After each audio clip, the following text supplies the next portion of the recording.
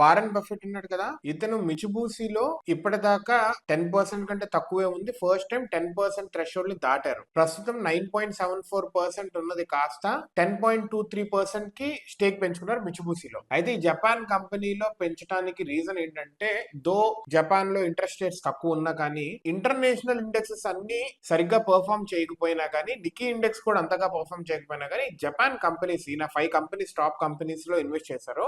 ఈ కంపెనీస్ అనేవి చాలా బెటర్ గా పర్ఫామ్ చేసి నేను చెప్తున్నారు. సో దీంతో ఈయన అందరి కళ్ళు ఈ కంపెనీస్ మీద అండ్ జపాన్ లో ఉన్న స్టాక్స్ మీద పడుతున్నాయి ప్రస్తుతానికి. బ్లూంబర్గ్ డేటా వాళ్ళు ఏమంటున్నారంటే, ఇప్పుడు బర్క్షైర్ హాత్వే కదా ఈ కంపెనీ, Warren Buffett company Berkshire Hathaway. అయితే ఈ బర్క్షైర్ హాత్వే అనేది జపాన్ లో టాప్ 5 కంపెనీస్ లో ఇన్వెస్ట్ చేస్తుంది. 8.53 ఇతోచు అనే కంపెనీలో, అండ్ టాప్ వచ్చేసి ఇప్పుడు మిచుబుసిలో 10.23%. ఈ పర్సంటేజెస్ లోపల ఈ 5 కంపెనీస్ లో ఇన్వెస్ట్ చేశాడు అని చెప్తున్నారు. అయితే వీళ్ళు ఏం చెప్తున్నారంటే బర్క్షైర్ కి ఈ స్ట్రాటజీ అనేది ఎలా హెల్ప్ అవుతుంది అంటే,